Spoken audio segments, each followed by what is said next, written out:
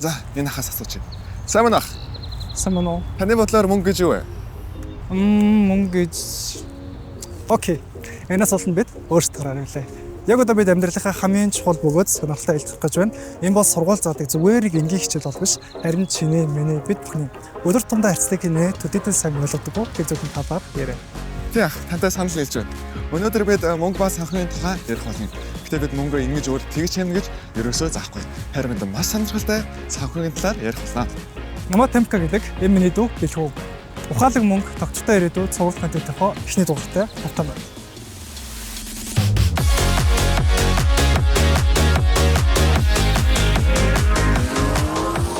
Нэг асуулт. Яг одоо би танд хязгааргүй мөнгө.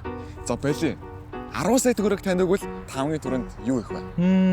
За ямтааш хамгийн сүүлийн Nike-ийн пүүц худалдаж аваад тэр гой багийнхантайгаа их хэмжээний хоол идээд тэр гой аялал гаргасан баха. Чи яах вэ? Би бол хамгийн түрүүнд мөрөөдлийн бисэг өгсраад Японд идэг найзуудаар айлжчих нь болов. За тэгвэл хоёул энэ асуултыг өөр хүмүүсээс асууж үзье. Тэгцгээ. Би 10 сая төгрөгтэй байсан бол CC-ski авах. Би зарим нэг машин авах байсан болов.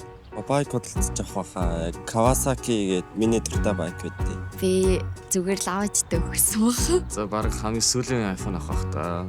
Харж байгааз бид мөнгөтэй болгоцсон шууд үрж ямар нэгэн гой зүйлийг худалдаж авах хүсдэг. Үүнийг болохоор хүслийн сав гэж нэрлэдэг. Хүслийн саваа. Бидний дотор үргэлж ямар нэгэн зүйл авах эсвэл эзэмших хүсэл байдаг. Шинэ утастай болчихсон бол хүмүүс намайг тоо. Эсвэл тоглоомтой болчихсон бол би аз жаргалтай болно гэж боддог.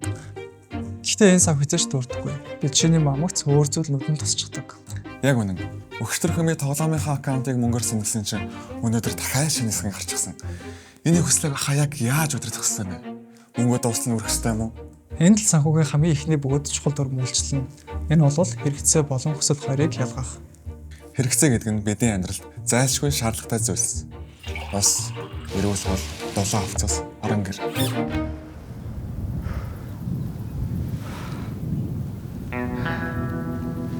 Харин хүсэл гэдэг нь бидний амьдралд байгаль гойч байхгүй байсан ч хин амьдарч болохоор зүйлс. Жишээ нь үнэтэй бүүд, чихэр, видео тоглоом гэсэн үг.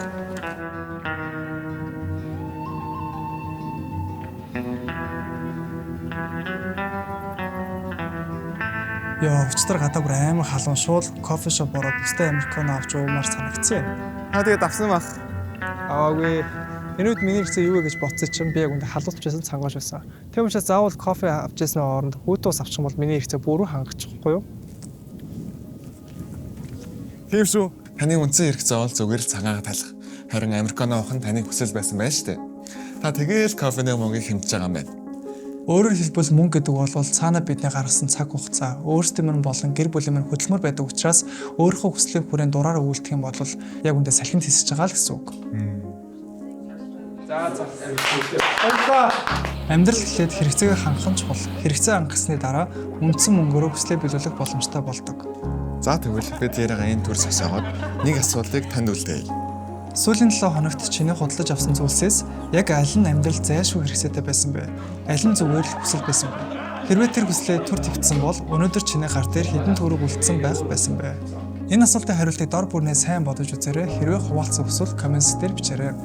Мөнгө ол зорилго биш, харин ирээдүйн мөрөлд хүргэх гол хэрэгсэл юм шүү.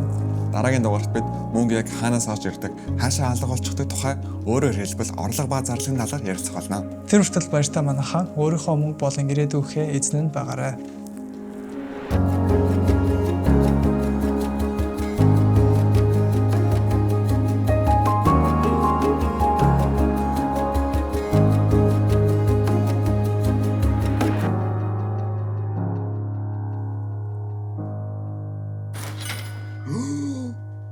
Зуун сая төгрөг ороод ирлээ.